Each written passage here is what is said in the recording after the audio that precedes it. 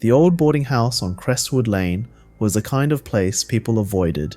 Its windows were black, with grime, and the air around it always felt colder. They said the house held a secret, a room that wasn't on the plans, a room that appeared only when it wanted someone to find it. Eric didn't believe in ghost stories. A college dropout with a thirst for adventure, he took odd jobs, one of which led him to the boarding house. Its owner, an old woman with shaking hands, hired him to clean out the abandoned upper floors. "The third floor," she said, eyes darting to the staircase. "Don't stay there past midnight." Eric laughed it off. It was always midnight warnings with these old stories. He nodded politely and set to work. The first 2 floors were easy enough. Dust, cobwebs, and a few mice. The third floor was another story. The air was colder, heavier. The walls were lined with peeling wallpaper that seemed to shiver when he brushed past. At the end of the hall he found it. A door that didn't match the rest. It was plain, unpainted wood, with no knob or keyhole. Just a door frame, and a sense of unease that prickled the back of his neck. Curiosity gnawed at him.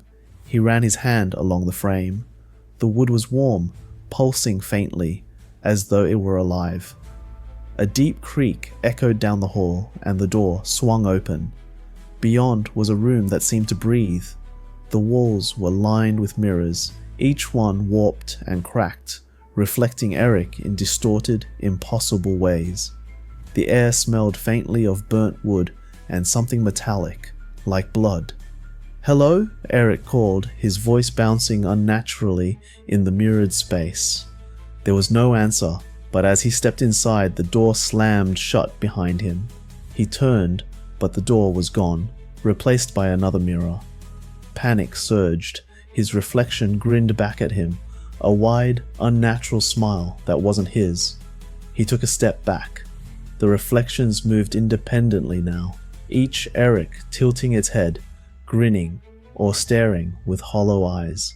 Shadows flickered behind the glass, darting from one mirror to another. "Let me out!" he shouted, pounding on the closest mirror. The glass rippled under his fists like water, but didn't break. Instead, it showed him something else, a scene from his childhood, his old bedroom, his mother calling his name. "Eric," a voice whispered from the mirrors, low and guttural. It was his mother's voice, but twisted, wrong. He turned to face it, heart racing. The reflections were no longer him. There was something else entirely, twisted figures with elongated limbs, blackened eyes, and jagged smiles. One stepped forward, pressing its hands against the glass. "You opened the door," it rasped. "Now we're here." The room darkened, the mirrors emitting a faint, pulsing glow.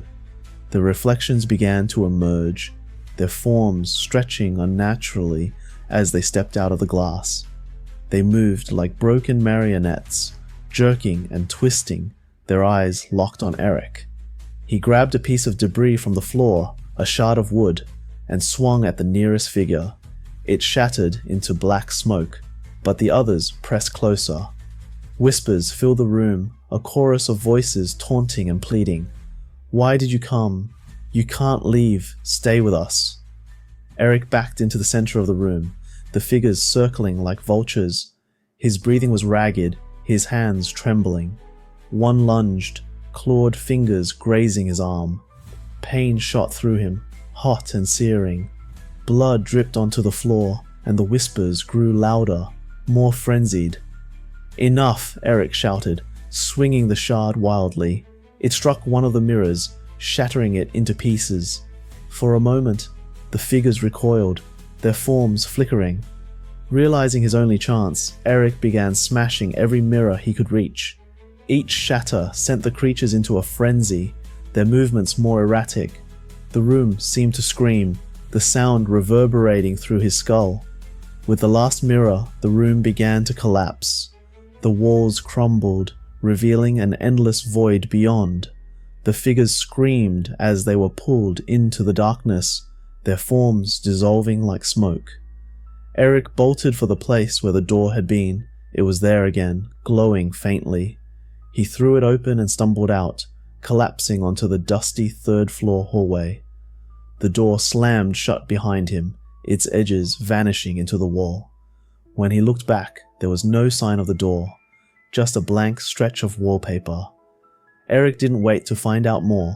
He ran down the stairs, past the startled old woman, and into the night. He never returned to the boarding house, but he often dreamed of it, of whispers in the dark and reflections that weren't his. And somewhere, deep within the house, the room waited for its next guest.